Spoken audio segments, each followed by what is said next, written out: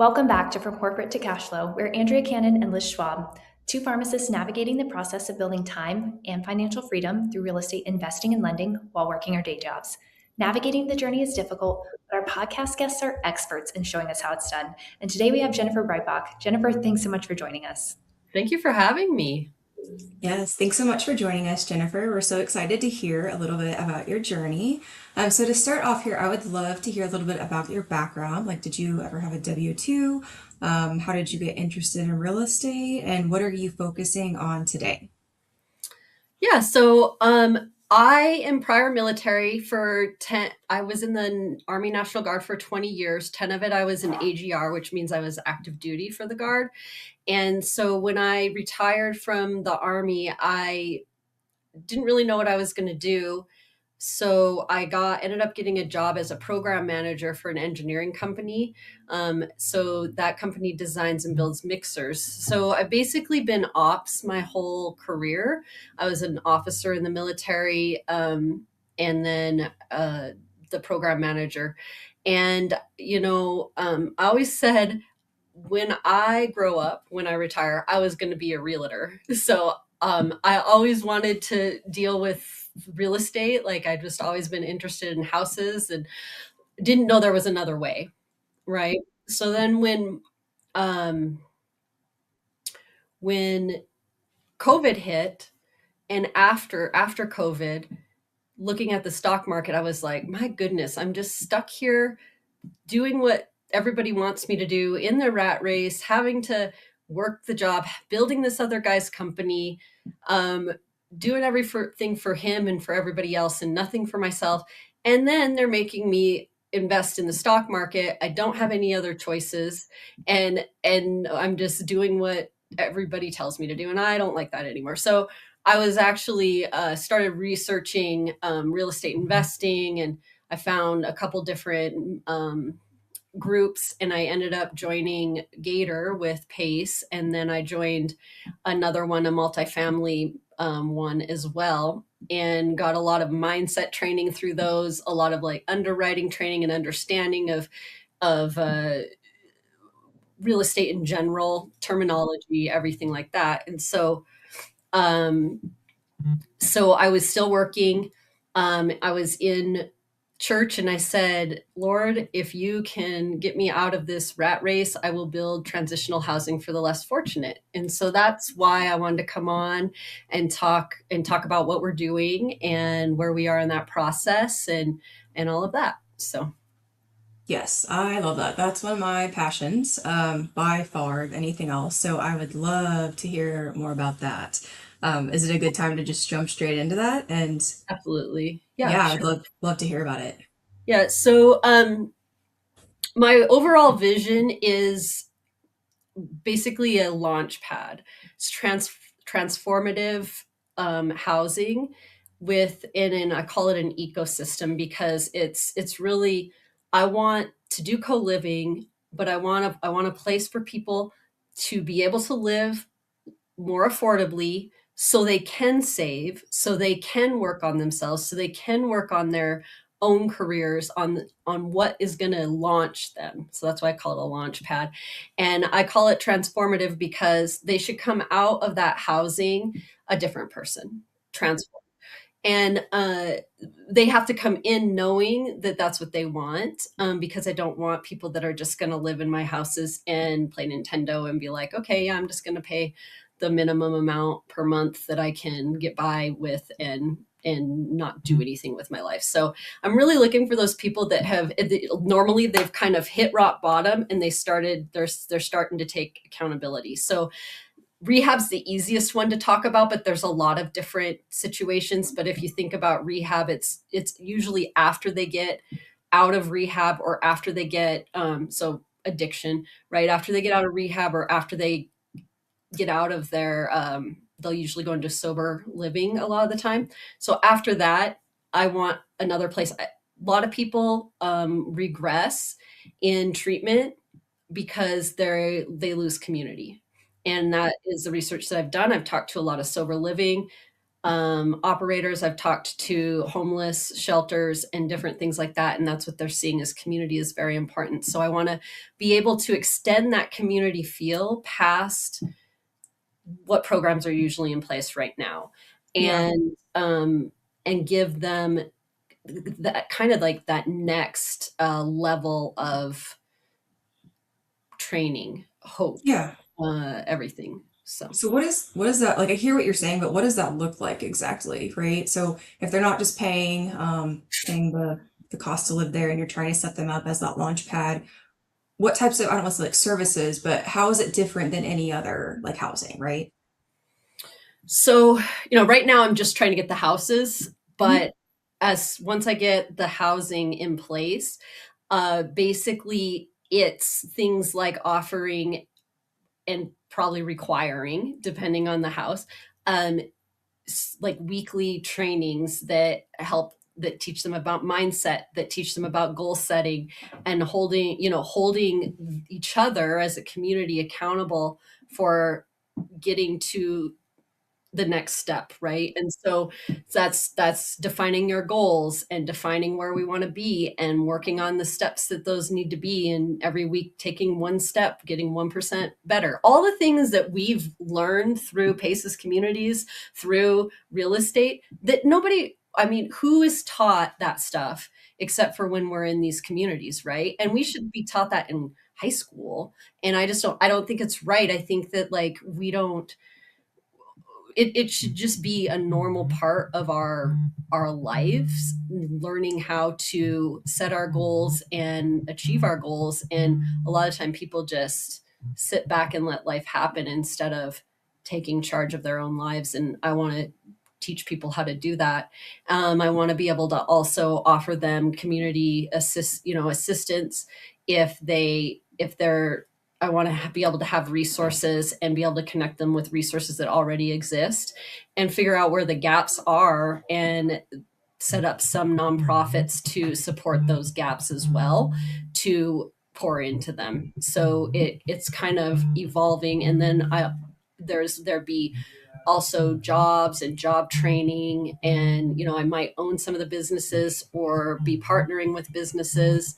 If we're doing, for instance, my husband is an auto mechanic, so he could probably on the job, we could probably, if we wanted, open up a auto mechanic shop and he could on the job train them, right?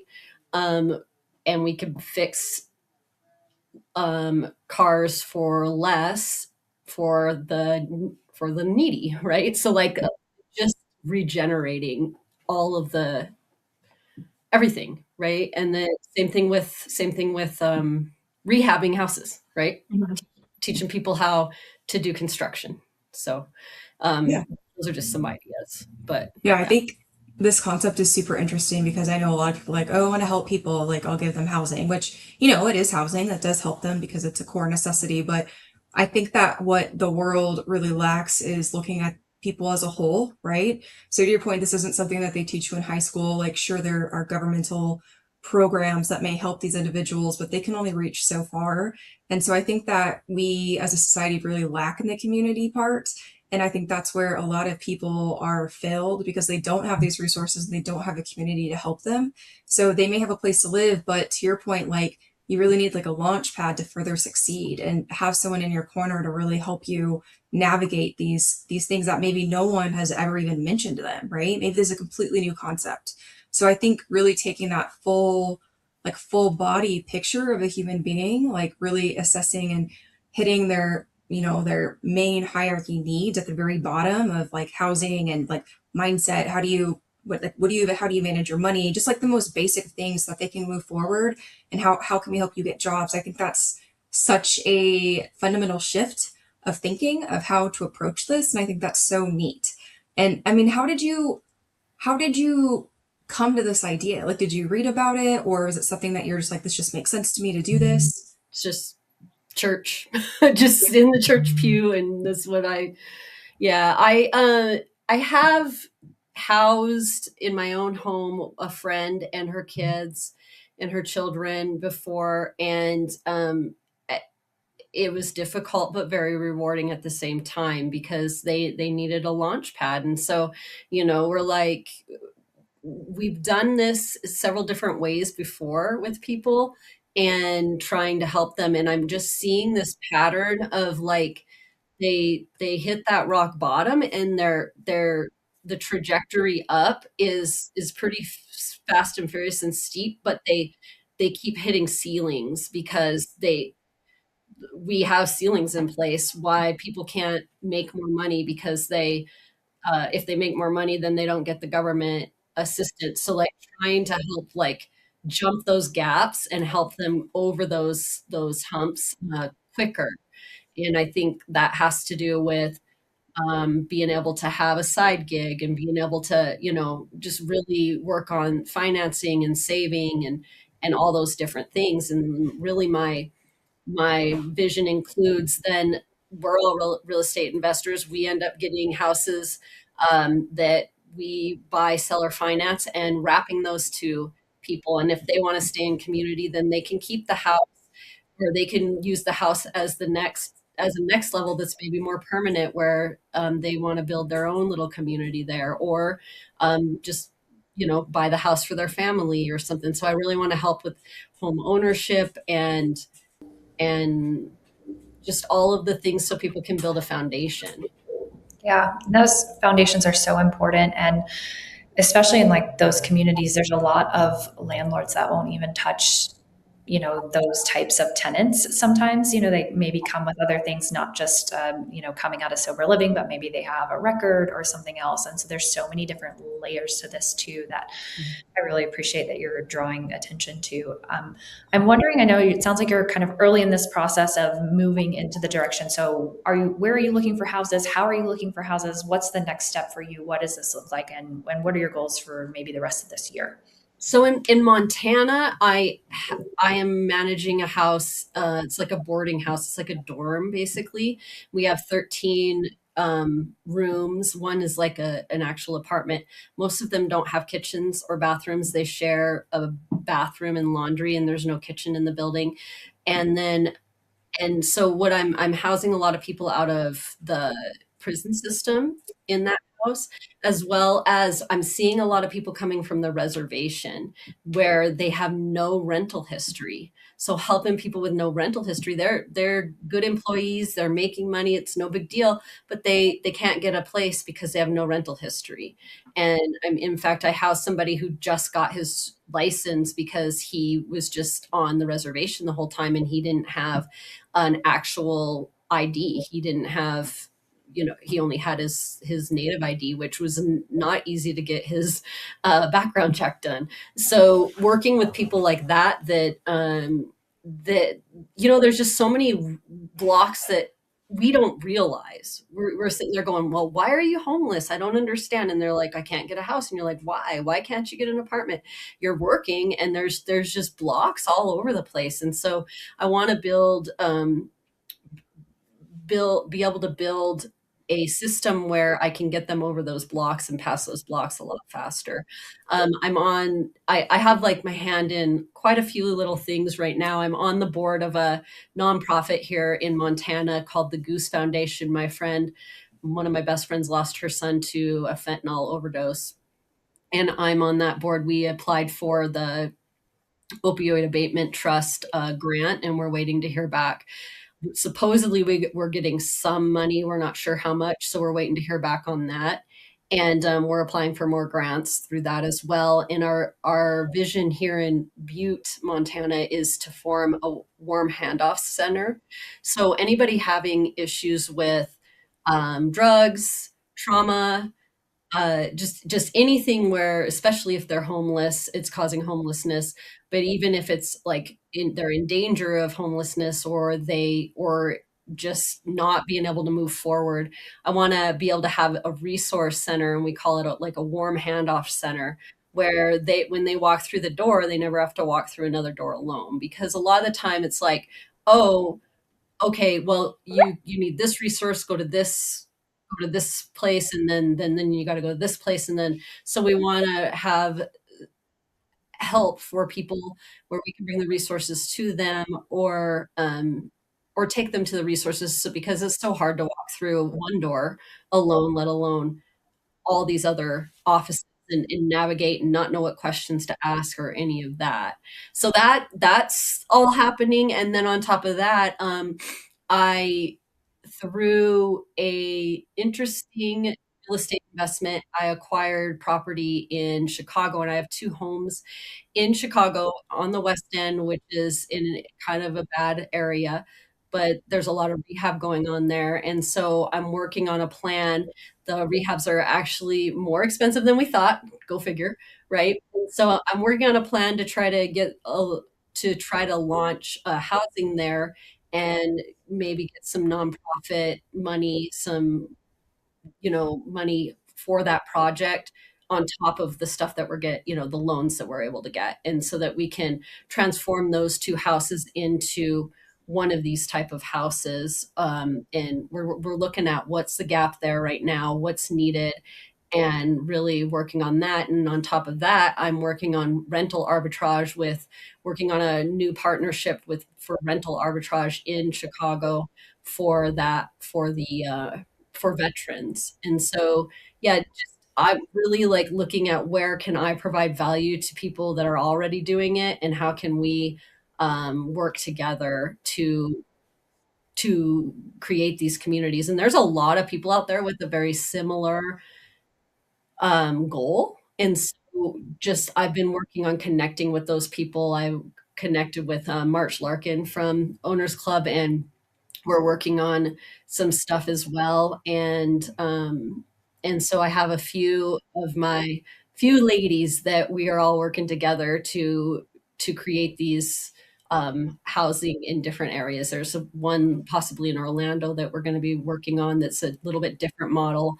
And so I think it's more about finding the gap and figuring out where that gap is and how you're going to fill it. And so it might not look the same in every city, it might not look the same in every town. One town and two houses with 7 bedrooms might be plenty, and in another city you need 50. So it just depends on what city you're in and what the need is. Yeah, it's so interesting that you mentioned that about the gap, because in the past week, we have 2 co-living homes that we have here in Utah, and in the past week, our property manager identified these 3 women who had come through, and they're, really interested in the property, and they had to get the property approved. And we're like, oh, why do you have to get the property approved? Who's approving it? And it turns out that they're coming out of a sober living facility, and they want to stay together because of the community thing, like you identified. And so our property manager got on a call with the person who's going to do the approval, and they said, yeah, there's actually a wait list of 600 people looking for housing just like this, and there's the gap. And it's like, oh my gosh, right? We have 600 rooms in Utah. Okay. It's one county in Utah. Yeah. And so I was just like, oh my God, like I had no idea that this existed. I know Liz and I specifically had looked at who's doing sober living. It's a weird thing in Utah. It's like hard to figure out. Like we spent time like going down this route trying to figure that out, didn't ever find it. And here we are finding it from providing, maybe an answer to that gap. And then, once we investigate more, maybe we'll be able to explore that. But I love how you pointed that out, right? Is then when there's a gap, and those gaps are going to look differently. Like it's our opportunity as investors to help people and help fill this gap at the same time, right? And so I think that's a really key thing that you identified. One thing I wanted to ask, because I don't know anything about this, and all these services that you're adding on top of the housing, they cost money, right? And so they're all like, if you want somebody to walk you through the door, well, it can't be you every time because you're out here trying to do these other things, right? And it can't be just anybody unless they're getting paid somehow. Like, how are you identifying these, grants and other opportunities that can help move the needle for the extra stuff that you're looking to do for people outside of the housing? So at first it was just like Google search, and my friend, when she realized, she saw her struggle, so she started looking for solutions after he passed away. Like, I never want this to happen to somebody else again. And so she found she found the grant because somebody told her, look, you need to apply for this grant. You want to do something powerful. and there's money out there for this. And so that's where we went for that grant. And there was money just sitting, like it wasn't even applied for. And so we started down that path, and we had put together our nonprofit. We applied for the state license, we got licensed, and then we went and applied for federal licensing. And that was taking a while, and we needed to submit the grant. So we went on the news and we talked about this nonprofit, and we basically told the public we need a fiscal agent. And our fiscal agent reached out to us, and she's like, I love what you guys are doing. I love your vision, and how can I be part of your team? And so we have a fiscal agent now, and she's actually just basically taking our initial grant application that we wrote. And she didn't have to do a whole lot to it, but she did check through it and make sure that it was good enough to submit. But she took that original one, she submitted that, and then she's just reshaping it for each other grant. So she put in for another $50,000 one now, and now we're looking at the big veteran suicide one as well. So finding somebody who wants to work with you that's in that's watching for grants and in that world all the time helps a lot. It helps a lot. And then and being a partner, so we're not paying her unless we get a grant. So she's putting the time and effort in before we get awarded the money, and then she'll be the fiscal agent. So she'll actually take care of keeping track of the money. Thank God, because I don't want to do that part. Yeah, that's so interesting about the grants. It's something that I didn't even think of to consider, but it sounds obvious when you say it. I guess I just didn't realize that there were even grants out here that people could apply for these types of situations. But obviously, it'd be to your advantage to try to apply for as many as possible to go towards like all of your efforts, right? Mm-hmm. Yeah, and so it'll be how do I want to say it? The community that's created and the resources that are needed, Mhm. they'll be supplied a lot of different ways, right? So we'll be very creative. Some of it will be through grants, obviously. Some of it will be through other people volunteering. Some of it will be through the people in the homes investing in themselves. There'll be a lot of different ways, because like I even saw a property management company that charges $50 more a month, but it goes towards them improving their credit. It puts them in a credit repair program, but they have to be in that credit repair program in order to be in that housing. So Yeah, like, why not? Right. right, And right. so there's different things like that where there'll probably be there could be a little bit of cost for the tenants. But also being able to have nonprofits and all different things available.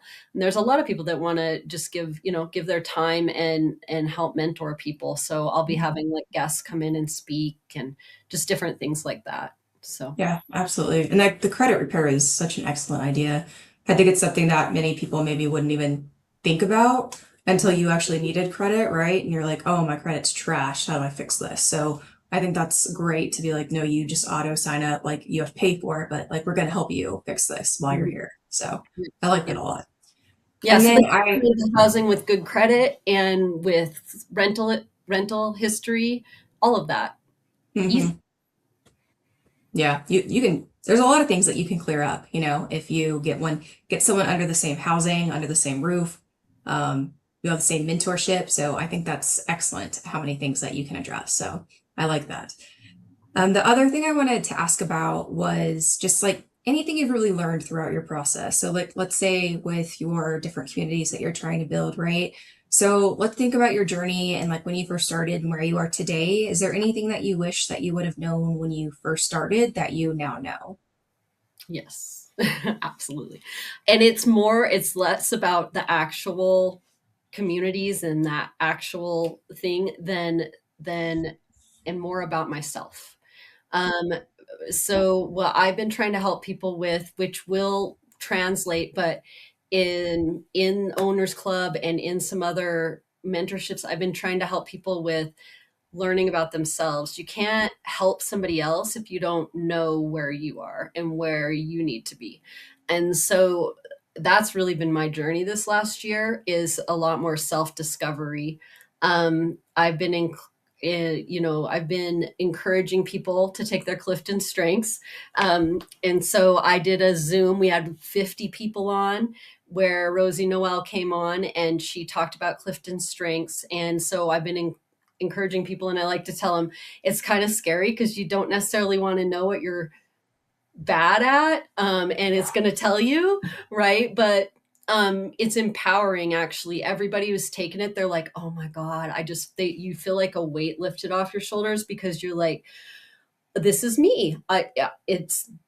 And I don't have to be sorry for it. This is how I am, right? And it's so crazy. I talked to her and I was like, just interviewing her, just a podcast kind of idea like this. And I said, and she started talking about, oh, well, the first part of the report, your top 5, they will tell you so much about yourself, because that's not a canned response. That is for you, because it takes all of your CliftonStrengths and where the 34 are, and place it, and then gives you the description. So it's very tailored. And I didn't realize that, so I don't know that I really read it so much. And I went back and read it now after this year of like really paying attention to how I am, how I react, what I want to do, what I don't want to do. And I was like, oh, I should have read that last year. Because I was like, oh my gosh, I discovered all this almost on my own, because I didn't pay attention to it, right? And so it took me a year to discover it, or I could have just read it and been like, and accepted it. So that's what I've learned the most about, is because then you have the self-confidence to actually tell people what you want to do. You have to first figure out what you want to do so you can tell people what you want to do, and have the self-confidence to tell them that. And so that's been my biggest thing, is knowing that, is learning about my alignment with my assignment first, right? How do I align here, and what am I supposed to be doing? What is my God-given thing that I'm supposed to do? And if I figure it out, and I figure out how to say it, and I figure out how to explain it, which it's a huge thing, and I could read you the exact thing that like I post and stuff, because it's a lot. But when I figure out how to say it and I align here, I'm just going to attract my team. I'm going to attract my people, my partners, my team easily. And it happened. The minute I posted it, when I finally figured out exactly how to say it and posted it took me like over a year from being an Owners Club to actually like putting something out there. I had people reaching out. Oh my God, I love what you did. Oh my gosh, I love what you're talking about. I want to do that too. How can I be involved? How can I help you? What can we do? And so you will find your partners, your people, your tribe, your team, as soon as you can figure out how to explain and express yourself and your goals and what you want to accomplish. Yeah, I like that a lot, and I'm so glad you mentioned that about the CliftonStrengths, this test, because I did that myself, and I need to go back and look at the report, because, like you said, if that's personalized to me, that could give me even more insight. I've gone through and learned about my top 5, and so I need to go back and definitely check that out. I'm very curious what that. I was like, now. I'm like, oh. I read it like the other day, and I'm like, oh no, I like wasted a whole year of trying to figure this out. And I can tell you, I literally just had a meeting with my partner and was like, I want to do this. I don't want to do this. I need this in this partnership. I need this. And then I went, and that was all the things I explained to him. And then I went and read my CliftonStrengths, and it was like verbatim. And I was like, what did I do? I didn't waste a whole year, but it was self-discovery, and it was a lot, And Yeah. so Yeah. That's pretty funny. I'm literally after this is over, I'm going to go read. I'm like, I don't, didn't know that was there, but I want to have that same discovery that you. What's really fun too is like with as partners, putting them together, like putting them into chat GPT together and being like, okay, where do we complement each other? Where are we going to run each other over? How do we do this? And where are our gaps between us, between the partnerships, so that we can fill those gaps with other people or systems, right? So what does that mean, or where are we as a team? Like I've figured out that our team has too much visionary and not enough integrator. Even though I am the named integrator, my visionary will take over because I'm more like a chameleon. So depending on who I'm working with and around, I can do either one. And my CliftonStrengths literally says that, right? Like, so it, but sometimes my visionary will just take over because I have such a strong will to do like this ecosystem stuff. But I'm like, oh, I got to be an integrator because I want to buy properties and that's my first step. So I have to like do this. And then I'm like, boo, like, somebody calls me and I'm like, yeah, let's do that. Rental arbitrage in Chicago sounds great. Yeah. I don't do anything except for sign the lease. Okay. So that was this weekend, so. Yeah, I think focus was like my number 8 or something like that. I'd have to go back and look at it exactly because after the top 5, I don't remember anymore. But I asked Rosie specifically, I'm like, I think I have a really hard time with focus. So how did it show up in my top 10? And she was kind of explaining to me how these like work together. And sometimes they show up as areas that like once you do focus, you can do really well. But so they're focused, they're like, it's like bubbling up higher, but it's not your top 5. Right. And so I just found that to be like very interesting because I think, there's similar to what you just described. I'm like, oh, that sounds fun. Oh, I want to do that. I want to buy this here. I'm going to be involved in that. Like, if you know me, I'm all over the place. So It's really high on mine actually too, but discipline and consistency are really low. okay. So it's like, okay, I can focus. Like literally today, I was just like head down on working on a underwriting, and yeah, it could be hours, but that's ADHD too for you. So it's just like that's the other thing I battle. So it's like, okay, how do I jump to the next thing and only spend time a certain amount of time and go, that's good enough, move on, Right. So sometimes I'll over focus. So Yeah. Well, thinking about, and this may be tying right into that focusing that you're just talking about. So when were a W-2 worker versus now that you're an entrepreneur, those things are pretty different. And so wondering if you've developed any specific habits or routines now that you are an entrepreneur to stay productive and focused on your goals. I'm still working on that.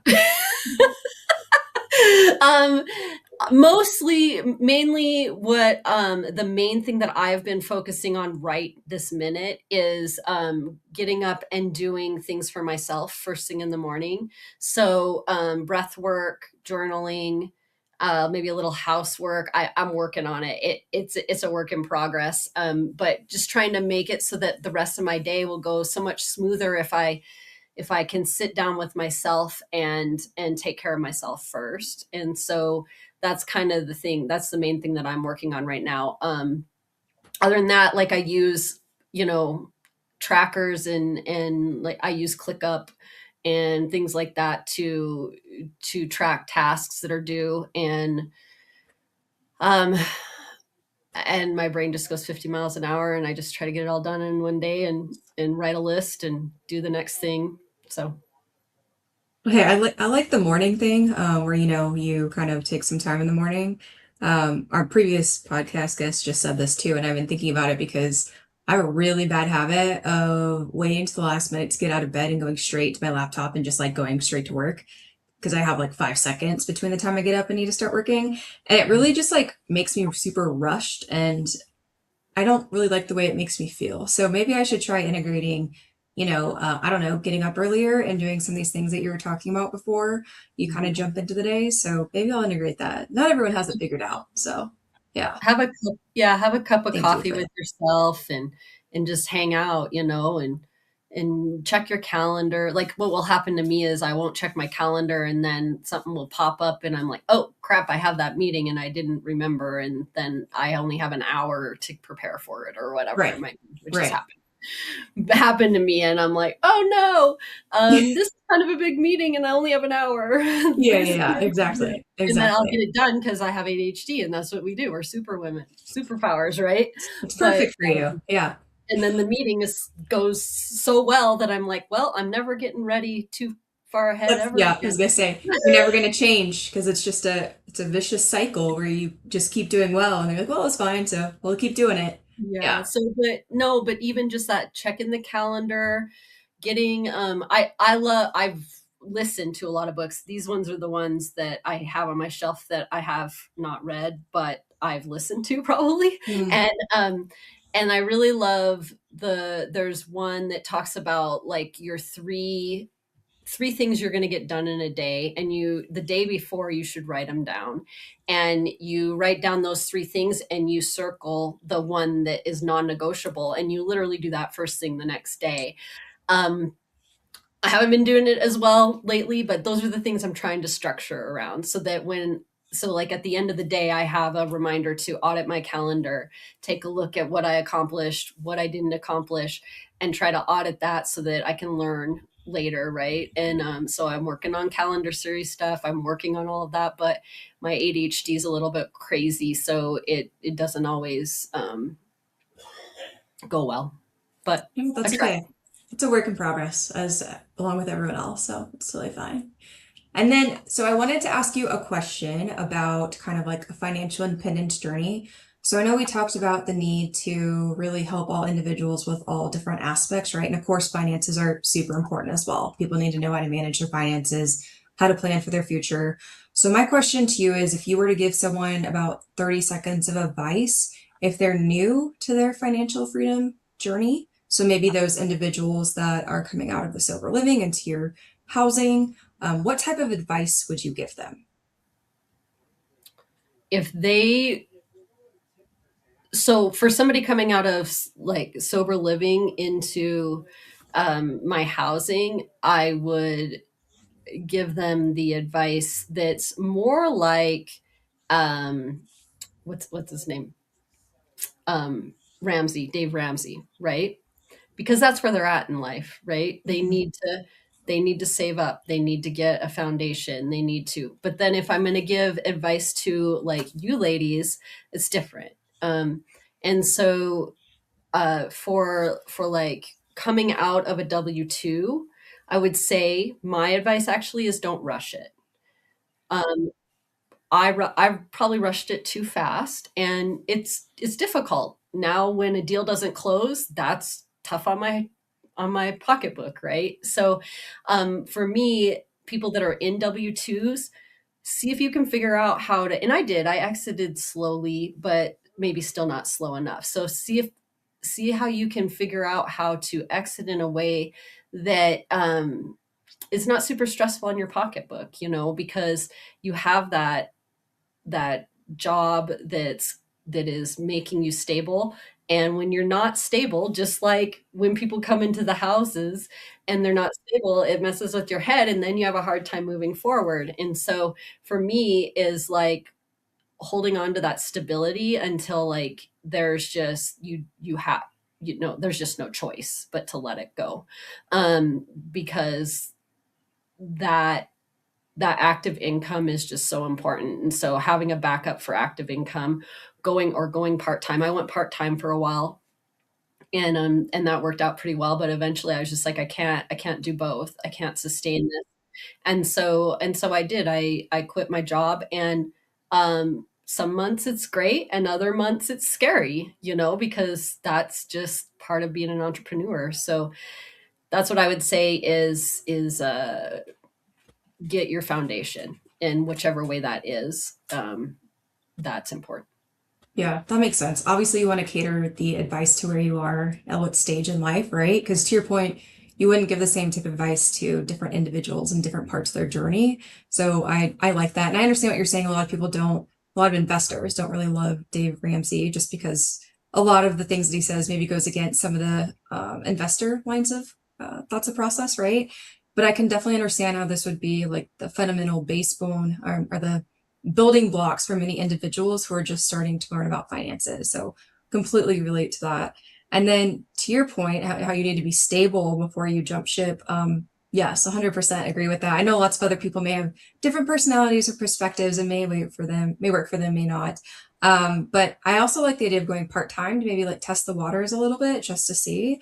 I know some people are just like at a breaking point where they're like, I can't do this anymore. I'm just going to jump ship and like, we're going to hope it works. But I think the part-time would maybe give you a better feel of like, okay, like I'm working less hours at my W-2. Am I still feeling okay about transitioning into the entrepreneurship world? Right. Mhm. Yep. Yeah. Yeah. And then you can get that active income up in the entrepreneur side so you can quit the job completely and you can spread your time. It's just a nice way to kind of do both if you can go part-time. Yeah, and I think, I mean, you're highlighting this for leaving your W-2, but I know, at least from my experience, like I've lost my job twice with no, like I didn't get fired specifically. It was just like they let us go, right? And so even having that foundation set and not making a big plan to exit, but maybe getting forced into an exit, I think that's so, that advice goes for everyone, even if you're not planning to be a full-time entrepreneur, because I think you never know what can happen and what can come up. And so, I mean, I think that is just getting that foundation set and ready in case something does happen, in case you decide to make the exit to be an entrepreneur, or in case you're forced into it, right? Like those things are pretty, they definitely, they definitely can happen, and they're definitely scary. So, yeah, I think that's really good advice. And I don't think we've even had anyone talk about going part time. So I think that you're like the first person Well, that's mentioned that, and we're it's obvious to me. yeah, I know. Like, come on, guys, but this is great. Maybe it's because like maybe it's not a possibility at their job or something, but I think that makes a ton of sense. And you can really see like, are you going to slack off during this time, like because you still have some money coming in, or are you actually going to go like start being an entrepreneur full time while you're part time on this day Mhm. job, And so I like that a lot. Well, speaking of all of this stuff, we love at the same time, as we're building wealth and we're, working hard, we want to have fun at the same time. So not just wait for, 10 years from now or retirement or something like that to have fun. But Liz and I love getting outside and exploring the outdoors and traveling. And so we're wondering if you have any upcoming bucket list travel that you're looking forward to in the next couple of years. Um, that's some of those are the things I need to work on. So work-life balance is a big deal. But I do live in Montana, so the outdoors are in my backyard. So I can just get out and do things pretty easily. So we usually go camping and things like that. So not really, probably visiting some more like national parks with my daughter. She's just started her journey on doing photography. And so she's graduating high school this year and she's going to school to be a physical therapy assistant. But she is doing photography a lot. And so her big passion is going and seeing new scenery and new things. And so I think probably just hitting some more national parks that we haven't seen in some of the, bucket list, just US things like Niagara Falls and stuff people don't that you don't always get to see, and just trying to be more um, focused on seeing the US, more stuff in the US. So. Yeah, I love that. I think, man, and especially being in Montana, there's so much cool stuff for you to see there. Like that's super awesome that you're getting to experience that already. And, if she's really interested in photography, what better place than the US? There's so much diversity of like landscapes and all kinds of things that she's going to be able to see a lot. So that'll be an absolutely amazing time for the two of you once you get that organized. That's awesome. So if people have, they're interested in wanting to work with you with, your ecosystem and things that you're moving forward with, what's the best way to get in touch with you and how can they bring value to you?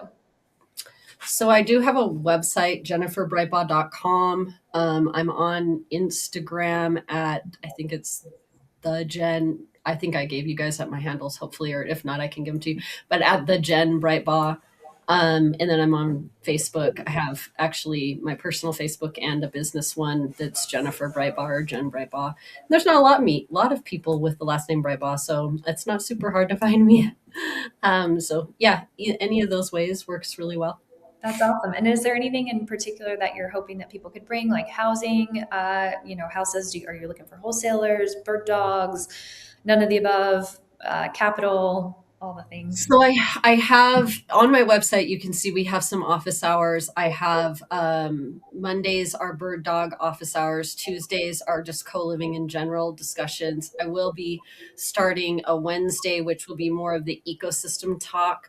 And then Thursdays, I'm on with Jordan Reyes for our RV park office hours. So we do have office hours pretty much every day at 3 p.m. Mountain Time. So you can always come there and bring what deals you see. Our buy box are on our websites. And I got to get Trends updated, but his most updated one's on Instagram right this minute. But so we are looking for co-living in the Pacific Northwest, mostly Montana and Dallas. Right now we're looking to launch into Dallas.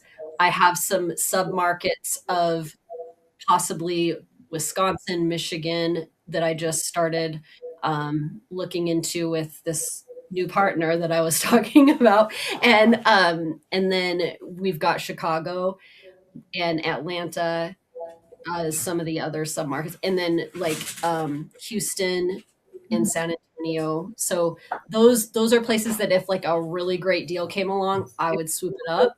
But I'm trying to stay really narrow right now in Dallas and Pacific Northwest. But if something good comes up in some of those other areas, we'll definitely take a look or pass it off to our partners. So Awesome. No, that's great. A great way to work together. And especially because of all those markets, you either would maybe buy it or know someone who'd be interested. So if people have deals or, interest in those areas, we'll definitely try to connect you. So thank you so much for coming on this podcast, because I feel like I love your journey. I love where your head's at. We love purpose driven investing. I think it really warms my heart that it's not just about making money, right? It's not just about the personal gain. Like there's a lot that's gone into this, and your head and your heart are in such a good place. And I love talking to people that have that, interest and desire to do good in the world. And also watching them like actually be successful and make money and replicate their processes going forward. So once again, just super appreciate you being on here. It's been so interesting to talk to you. So thank you so much. you're welcome. Thank you guys for having me. Yeah. And thank you everyone for listening to this week's episode of From Corporate to Cashflow. We will catch you next week. Hey, it's Andrea. Thanks so much for listening to this episode. If you liked it, I'd love it if you hit subscribe. Thanks so much.